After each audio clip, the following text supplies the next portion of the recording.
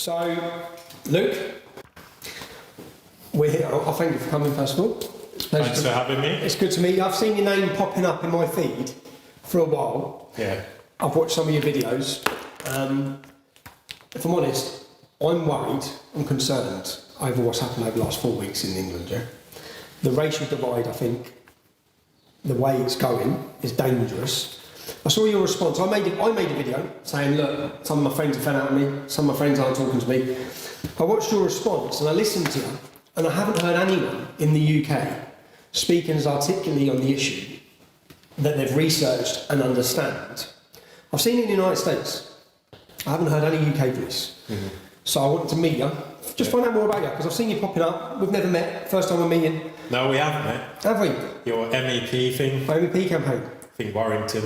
Oh, Warrington. Saw you that. Oh, did you? Oh, Avi Emily. Oh, Avi, yeah, he's great, isn't he? Yeah. It's great. Oh, mate, that was a mad month for me.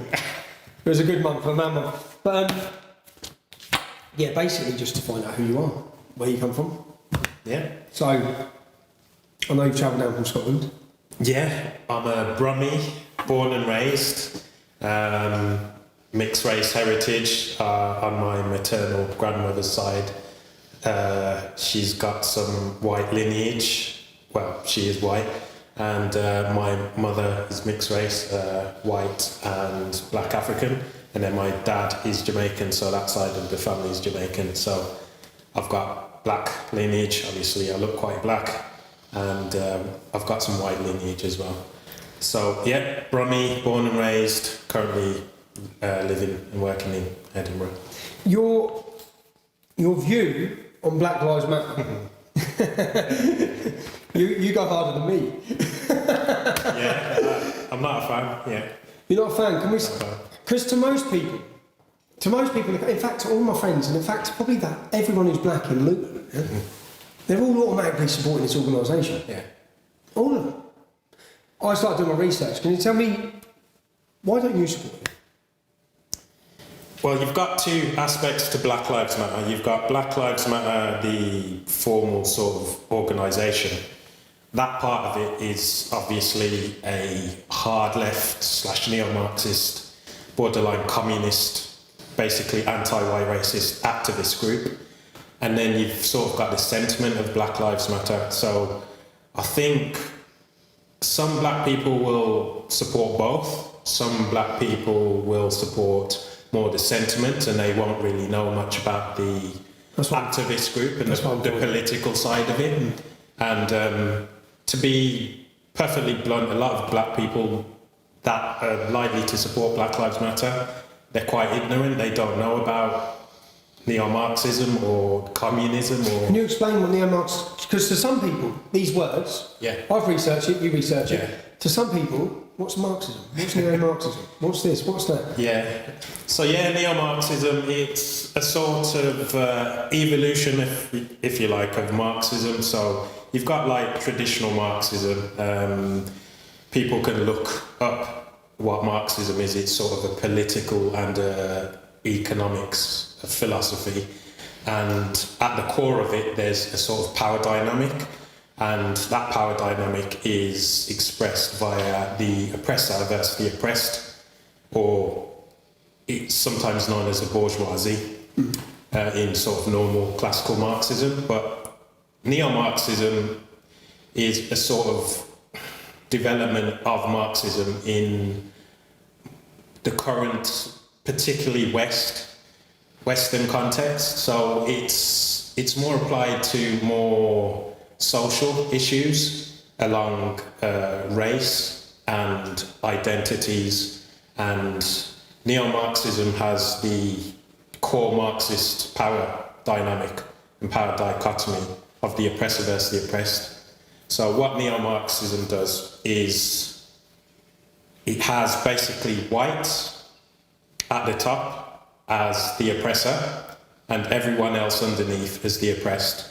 And neo-Marxists apply this to everything they look at. It's at the very heart of their worldview. So they see everything through that sort of power dynamic lens. And you can also apply it to the sexes, the genders, two genders. Two genders? So, men, yeah.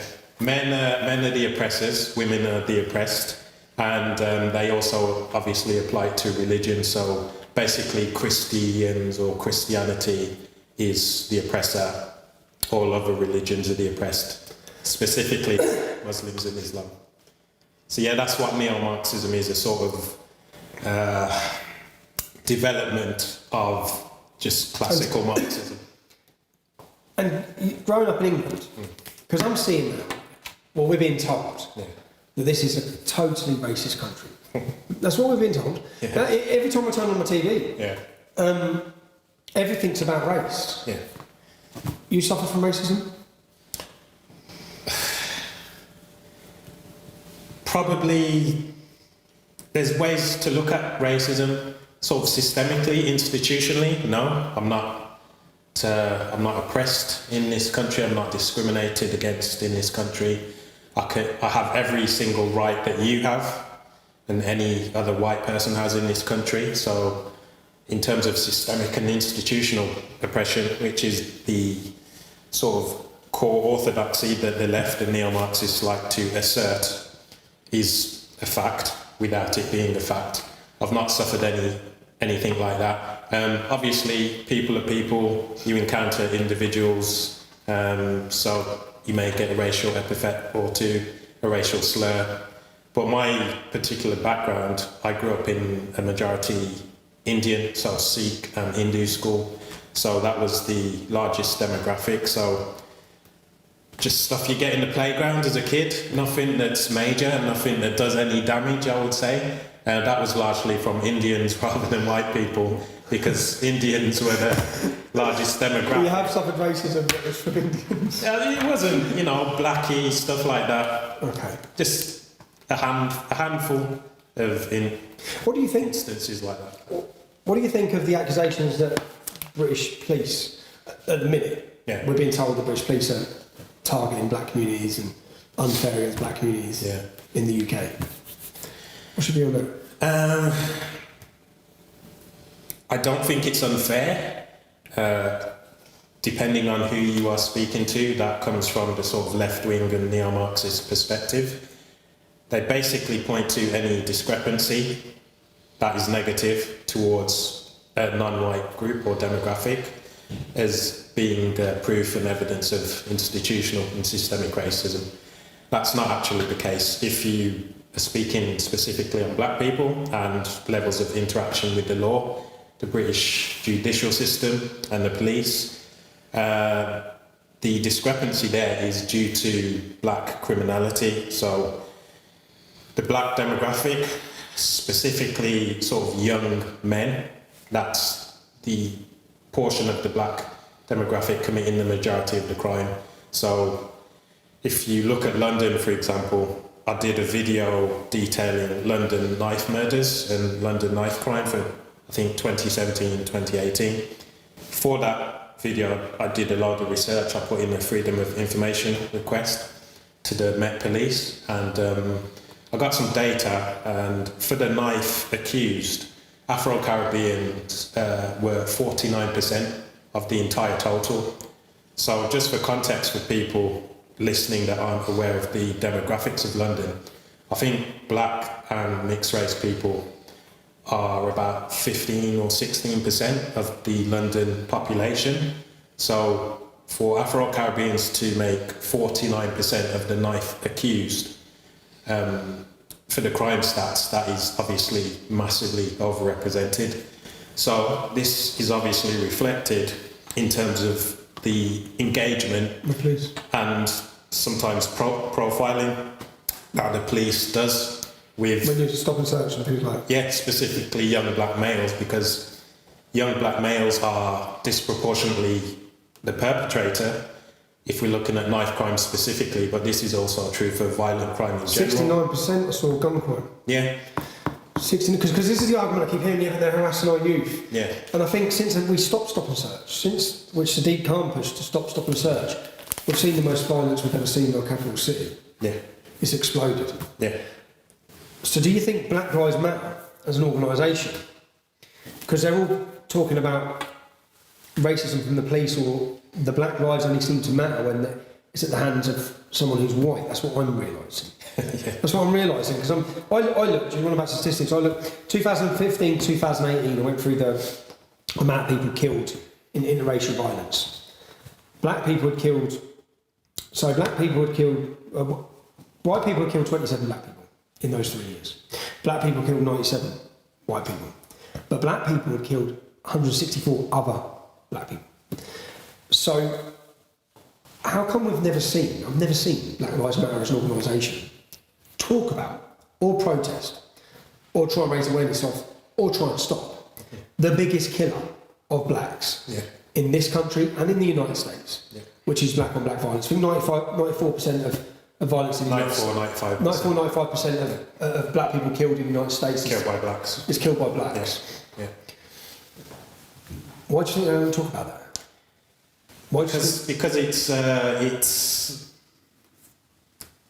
it's coming from a certain political persuasion, as I said earlier, hard left, far left, neo-Marxist, whatever you want to call it.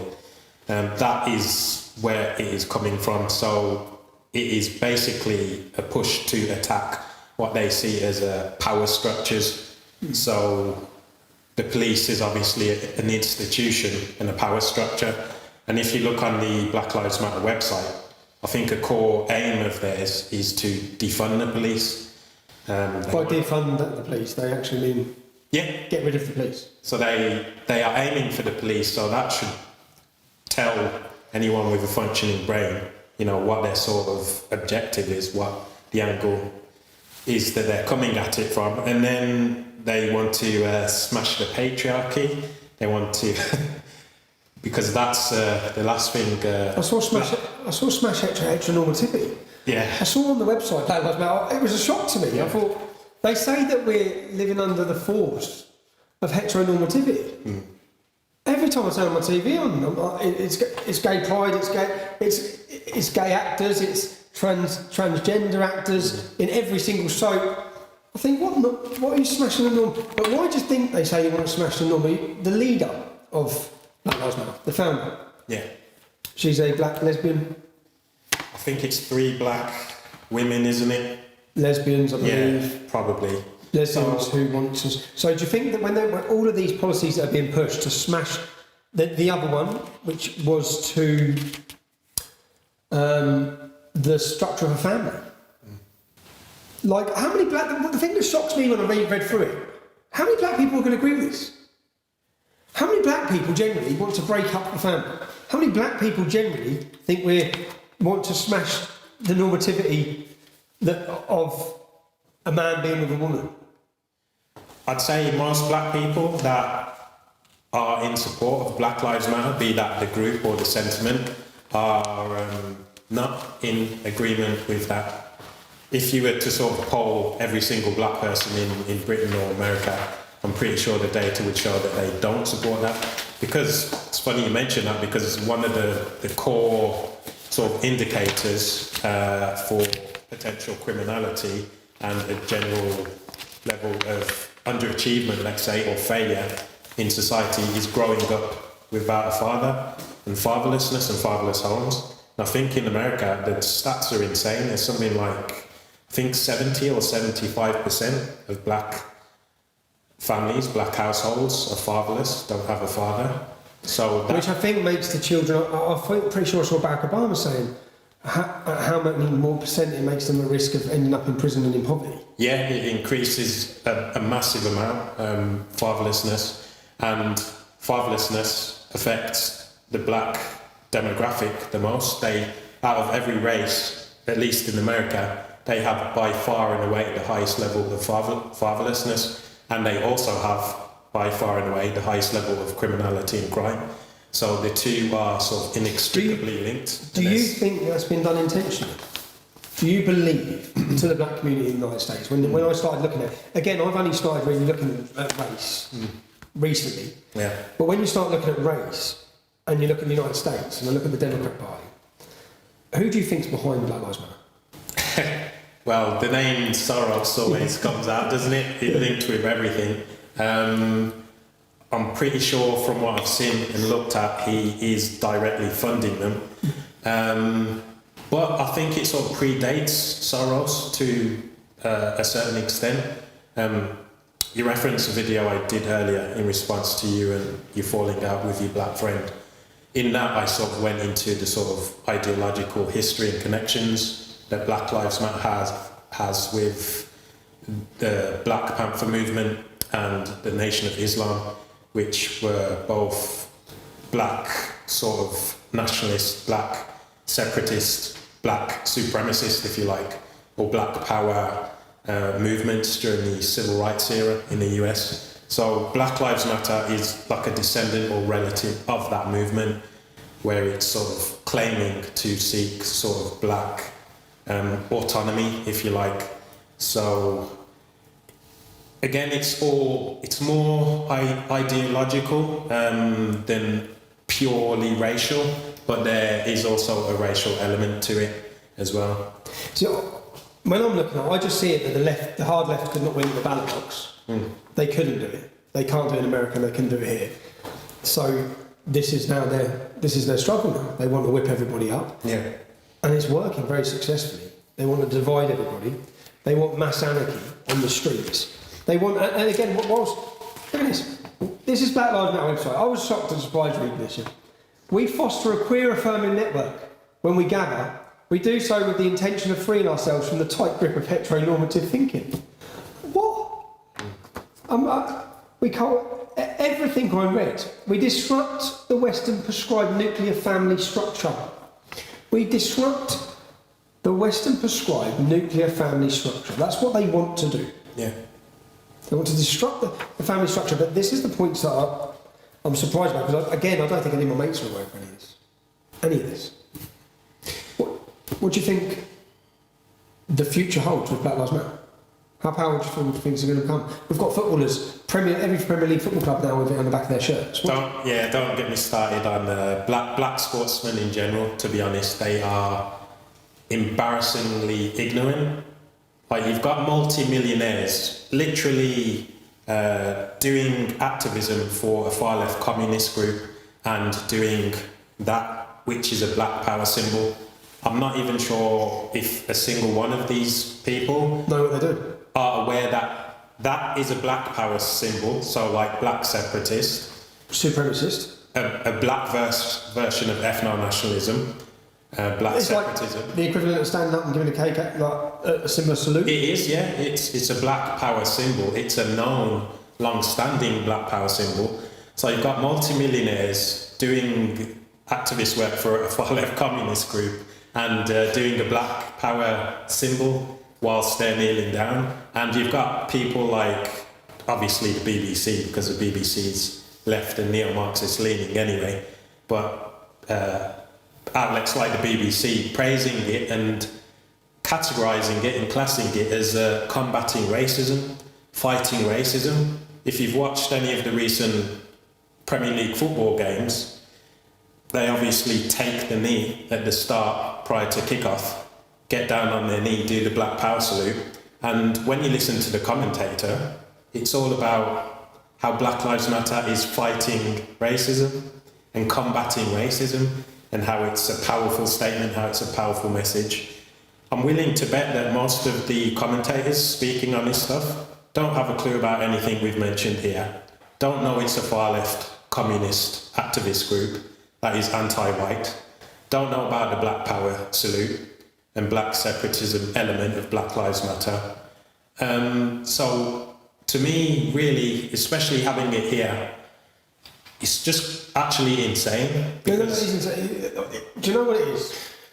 From 2014 to 2016, Black Lives Matter movement and their activists executed 11 police officers in the United States. Yeah. Just in those 2 years. I haven't even got the up to date. It's probably, you're pushing on 15, 20 people have been murdered and executed in the name of Black Lives Matter. You've had all this violence. You've had the leaders come out, say they're trained Marxists. Anyone could do this research. Yeah. It's all openly available. It's all openly available. Yeah. It takes 10 minutes. Yeah. Could you imagine, say for example, I run an organisation called the English Defence League. Could you imagine the English Defence League have murdered 11 police officers? Yeah. Could you imagine, since George Floyd's protest, 700 police officers have been hospitalised in the United States, 700. Could you imagine the equivalent had happened here? And then it's like every American football club running with English Defence League on the back of their tops and not being able to talk about it. I've actually found this issue harder to talk about than Islam. I've found Black Lives Matter harder to discuss than Islam. And just like many Muslims blindly defend Islam, I'm finding that many of the black community blindly defend Black Lives Matter simply because of the catchphrase. It's a catchphrase. Black Lives Matter. It's clever. Genius program. Yeah, I mean the left are very good at sort of co-opting language and subverting and inverting the meaning of certain words. So they've co-opted anti-racist. So most of the left, as I know from first-hand experience, if you disagree with them, doesn't matter my melanin level, I'll be racially slurred. So these are anti-racists that are openly and overtly racist. Same with the anti-fascists, they act overtly fascistic. And the diversion and inclusion and equity trope that they seem to push or advocate for, that really means just pushing for fewer straight white males, is pushing for more BAME, which is black and minority ethnic, and pushing for more women, and pushing for more trans or gay or whatever. And why? It's far left, as I said, neo-Marxist basic power dynamics, the oppressor versus the oppressed. Get rid of him. Reduce the numbers of the oppressor, which is white, Straight males, straight, Christians. Get rid of them, boost up the other numbers.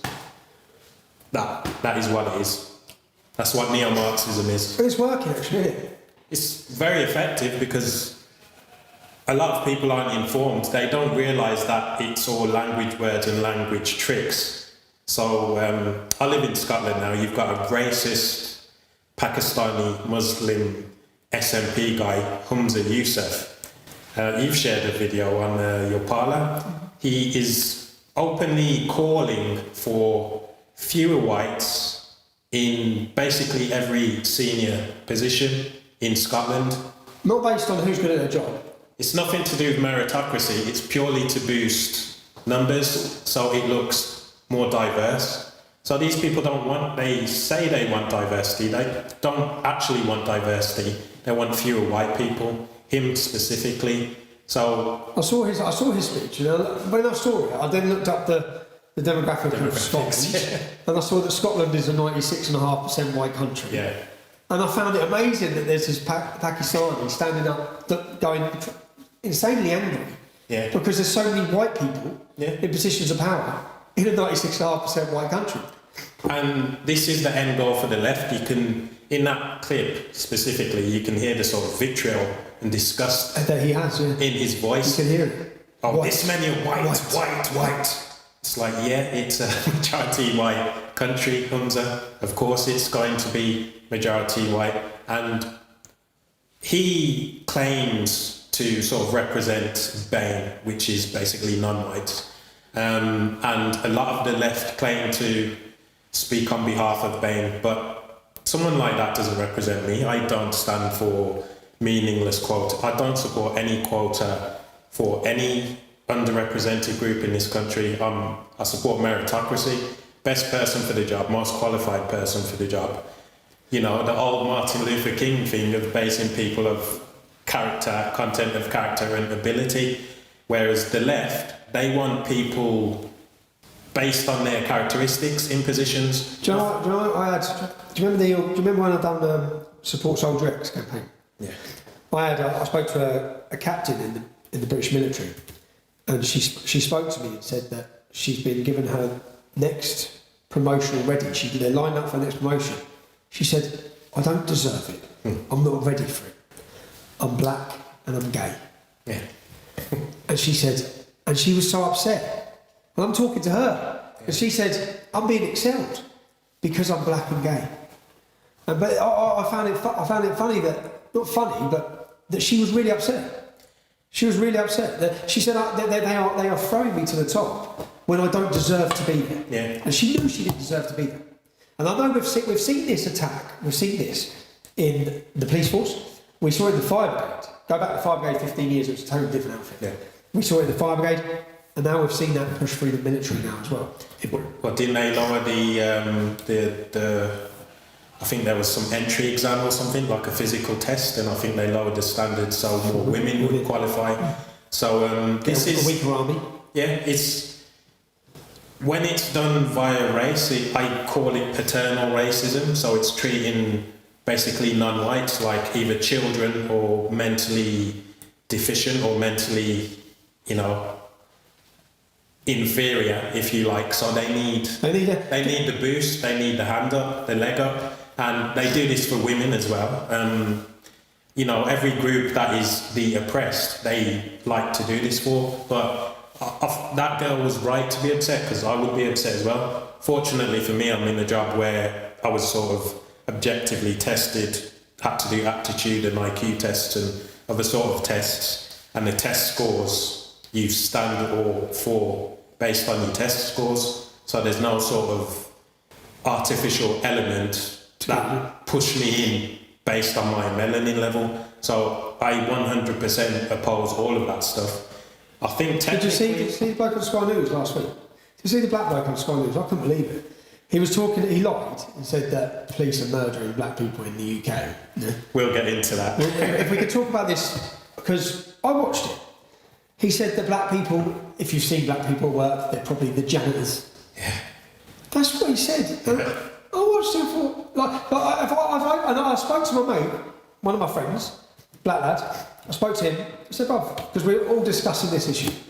I said, did you see it? And I sent it to him. I said, watch that.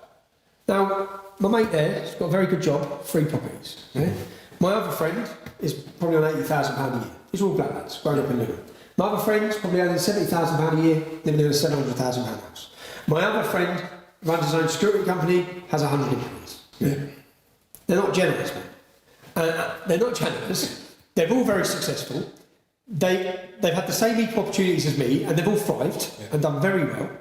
And I just watched it and thought, I don't see what he's saying. I really don't see what he's saying. And in fact, the more I've researched, I've started researching all of these numbers and figures to do with police beatings or police deaths in the United States, in America, and I'm sorry, it's a false narrative. And for me, it's a totally false narrative. Black people being told they're being hunted down in the street, literally by the police and murdered. Yeah. It's just not true. No, and this really sums up perfectly the Black Lives Matter movement in a nutshell. Black Lives Matter from the get-go, every sort of election cycle. So 4 years ago, they sort of came to prominence based on the falsehoods involved with the killing by, I think, Derek Zimmerman, who was a Latino Hispanic guy. I forget if it was Mike Brown or someone else. But anyway, from that killing, the phrase "hands up, don't shoot" was spawned, and Zimmerman's the one who, even now on Black Lives Matter website now, if you go and read now, it says he was white. There you go. It says he was white. Yeah. And you pick up a picture of him, and he's not. It's like, so that's a lie. Yeah. So Black Lives Matter. It's actually quite representative of that whole movement and just everything surrounding it. It's based on falsehoods, it's based on lies, but as with most things the left likes to embrace and promote and rally behind, they don't care about the facts of the matter. The facts are largely irrelevant. What is more relevant to these people and their supporters is the narrative, and the narrative is that blacks are being hunted down, killed by cops, are victims of systemic and institutional racism. It works. As I say, that majority of black people in the UK totally believe this. Totally believe that American cops are hunting down, in a disproportionate rate, black people and killing them. Yeah. And the figures don't show it. No, and I did the figures, I did a breakdown of the data for Britain, because I saw it went kind of viral, or semi-viral anyway. I saw the clip on Twitter, and it's Sky News, so obviously fake news. So there's a Sky News guy on a Black Lives Matter protest in London, and he's in the street and he's walking with a black woman, and the black woman basically says, "I'm scared of my black son being killed by police." So I went and checked the data for the UK. So it's insane that we're even having demonstrations in the UK anyway. This is an American imported race baiting content and subject. Yeah. But yeah, I looked at the data and police killings by race. There's recent data that's come out for, I think it went over the past 10 years worth of killings, and black people made up about 8% of the police deaths or deaths in police custody. And what the media did, because the media is left-wing and likes to race bait and sell victimhood to people like me, you know, you're oppressed, the cops are out to get you. Look at these stats. Blacks are 3% of the population, but blacks are 8%. So you're more than twice as likely to be killed in so obviously predictable headlines, like not very bright stuff, low IQ stuff. So someone that doesn't really think about things or doesn't understand how the media works and the sort of political angle and the narrative aspect, they will see that and think, oh, over twice or 2 times higher than it should be, given the proportion of the population. So that's not really how you work out those stats. What you do is you look at the number or level of engagement that black people in the UK have with the police in the UK. So if you look at the British prison stats, and they've been quite consistent for the past few years, blacks are 3% of the population. For the prison population, they are 12 to 15%. So that is 4 to 5 times overrepresented.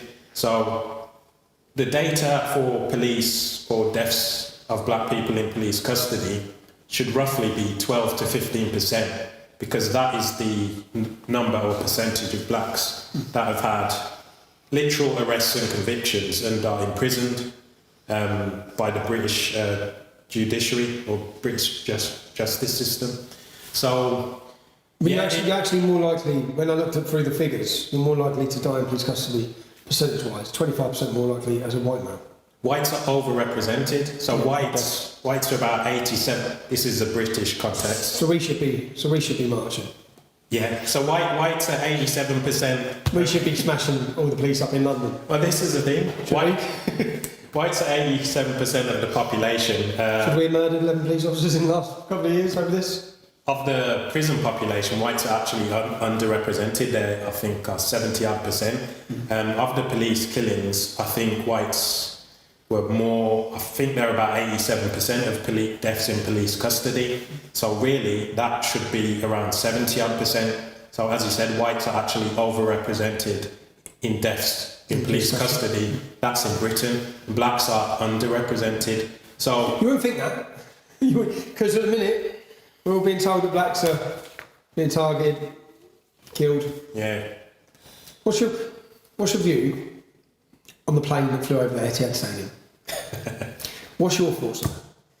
What did you think of it? Is it helpful? I'm a bit of an edgelord, so I just found it funny, to be honest. Yeah. When I went to meet this lad to interview him, I wanted to know if he was just trolling.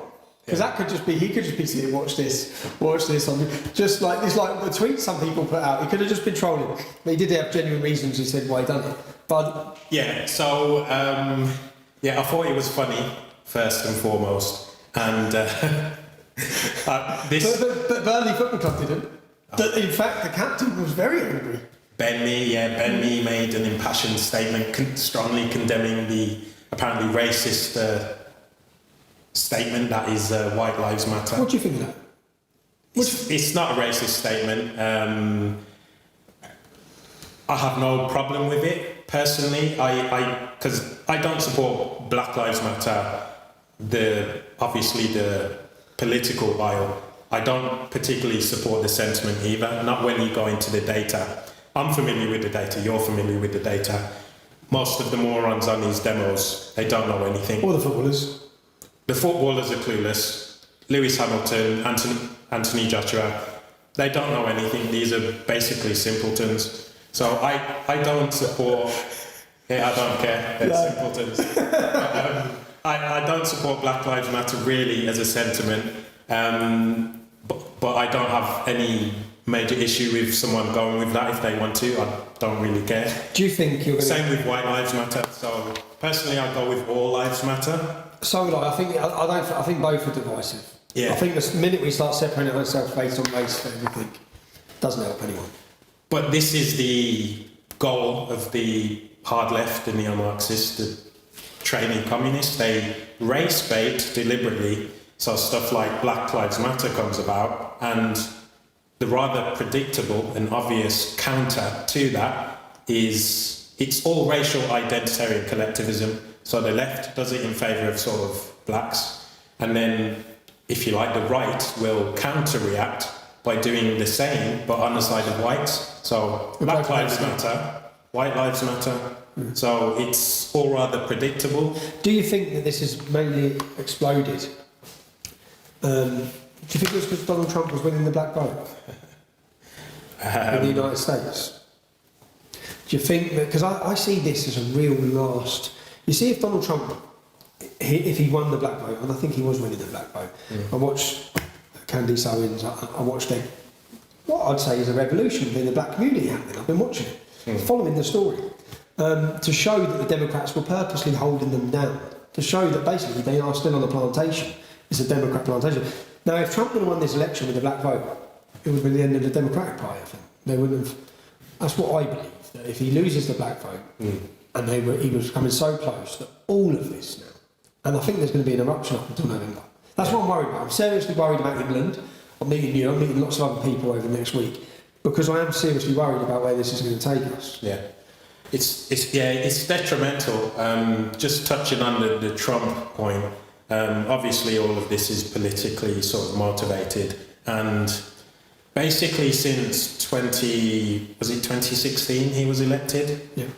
Basically since Trump took power, I think it essentially broke the left, or the Democrats, and the media is obviously that way inclined and that way leaning on aggregate, not every single bit of mainstream media, but on an aggregate basis. They are that way leaning. And I think Trump's victory broke them.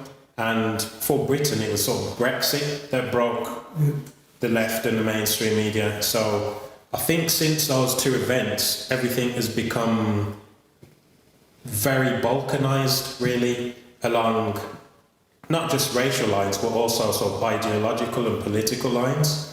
And this is sort of manifested in the liberal use amongst the mainstream media and basically the establishment.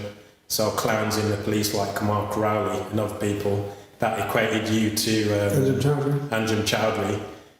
They are pumping out this far right label all the time, applying it to anyone who basically supports a majority British view, such as reduced and less immigration. You're far right now.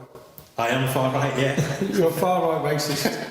You're far into them, yeah. What do you think you're going to get? What, do you think you get a backlash standing here talking to me? What do you think some of the labels are going to be thrown at you? I've been dealing with the racial identitarian collectivists on each side anyway for the past 2 to 3 years. So I'll get nothing new, really. I've had insults and slurs from each side of the aisle. So I think it's massively important that the British public, and especially people on our side of politics, understand that Black Lives Matter and what we're witnessing is not the mindset of every black person, because that's all we're seeing. Well, I've not seen anyone talk against it. I've not seen any news reporters, I've not seen any celebrities, I've not seen anyone condemn any of the actions. Now, anyone who does their research is horrified by what the organisation is. Yeah. So I think that you're a valuable person to be talking up on these issues to separate black race from this movement. That's what I think. That's why I wanted to meet with you, to see over the next week. I'm going to be meeting lots of people. I hope you'll get involved. I want to organise a racism discussion with lots of people. Yeah. And I hope you'd get involved. Yeah, definitely. I suppose I'll just add that, there's a black demographic, but outside of that, there is no sort of black monolith. So there's no black monolith of thought. So I don't even know that a majority of black people support Black Lives Matter in Britain anyway. I've seen no data on that. So I don't know how widespread amongst blacks as a whole in Britain that support is for Black Lives Matter.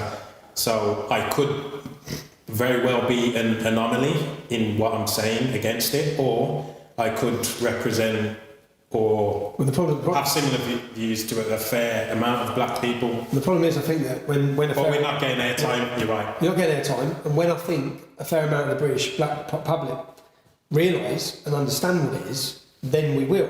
Now, America's had this for 8 years, 9 years, Black Lives Matter.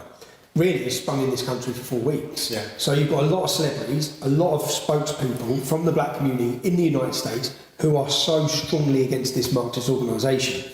But we haven't had time for our community and our country and our black community to be educated and understand and actually research what it is. We've just had a mass movement that's been thrown, massively funded, good, very, very good optics, pushed as though it's representing a fight for black people, when really it's a political fight for Marxism. Yeah. Well, we've had, although it wasn't Black Lives Matter directly, we had, I think it was in maybe 2013, the shooting of a guy called Mark Duggan in London, and there were riots off the back of that. So that was along the same narrative that blacks are hunted by police and disproportionately killed and murdered by police. So that sort of level of civil unrest along racial lines is underneath the surface. It's always there to a certain extent. So then they know they can whip it up. So yeah, they take historical problems. It's like a wound, a sort of sore, and they know how to, rip the band-aid off and mess with it and aggravate it. So yeah, it sort of reared its head in that respect here before, but this is more. Do you think that's why the police were getting on their knees in London? Do you think it's why the police let them smash up the Capitol C? Do you think it's why the police allowed them to smash their way through? Do you think it's why the police didn't go out in riot shields or riot gear? Why they all stood there with their little hats on just getting beaten up? Because we all watched it. Do you think it's because they didn't want another Mark Duggan night?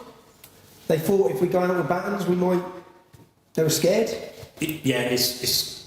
I would class it as twofold. One, what you just said, appeasement, basically. And the second aspect of it is that the police, I think on aggregate, is left-leaning. It has sort of neo-Marxist power dynamics and power dichotomies at the heart of its views, so oppressor versus the oppressed. So especially its sort of head people and leaders. Cressida Dick, Neil Basu, Mark Rowley, we spoke of him before. All of these people are left-wing neo-Marxists. They hold those power dynamics at the heart of their worldview. So Neil Basu, for example, is on record in a recent interview saying he's pro-Black Lives Matter. If he wasn't a policeman, he said, he would be taking part in the demos. So that demonstrates the political position and leanings of the police. And you can see the double standards of two-tier policing. Well, your first-hand experience of that for the past 10 years, really. Yeah. But I challenge any black man in the UK to show me that you've faced the persecution or the police harassment I have. Not one alive. I challenge anyone. Not one that's alive. Not one alive. But yeah, you can see the two-tier policing in terms of how they police the Black Lives Matter protest a couple of weeks ago, where they vandalised all the statues, and how they policed the far-right counter the following week, where the police were there all in riot gear, all ready to go. Weren't taking any, crap from anyone. And literally for the other Black Lives Matter one, they literally got people who were protecting the Churchill statue to move them out of the way to allow it to be vandalised. Same in Bristol, the Coulson statue that got torn down.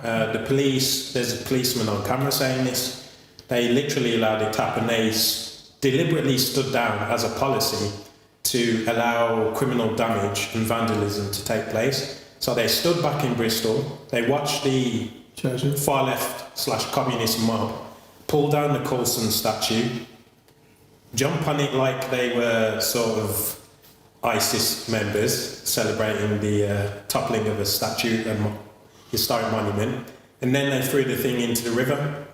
And the police all allowed this to happen. So anyone that's paying attention should be fully aware that there's a two-tier and double standard policing system. What do you think of the cultural statue?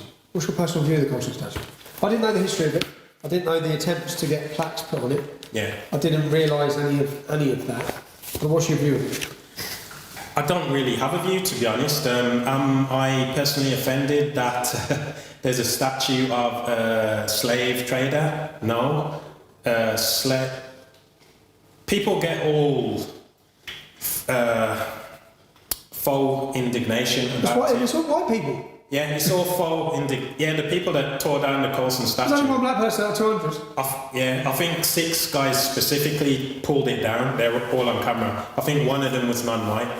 So it's like mostly middle-class Antifa. Colson funded the university as well. He built basically a load of Bristol and a lot of... Should we rip the university down? It's been built. No. It's been built, and many people have been educated through the process of slavery. But what they're doing, they've torn down his statue and they've started to remove his name from the outside of some buildings. So they're basically trying to do some revisionist history. But personally, I'm not bothered or offended by any single statue anywhere in this country, irrespective of what they did, whether they were a slave trader. And people don't know that slavery for a good while was legal, so this guy was not breaking the law.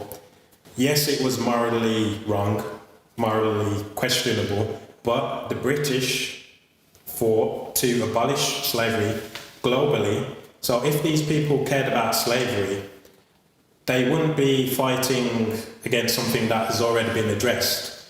They'd be addressing current slavery, which, as we know, is...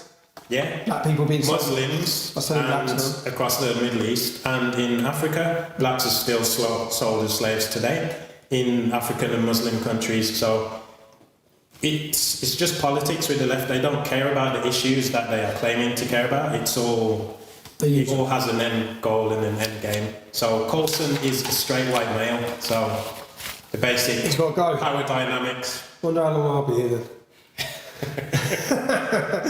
Mate, it's been a pleasure. It's been a pleasure. Cheers. It's been interesting. Thank you.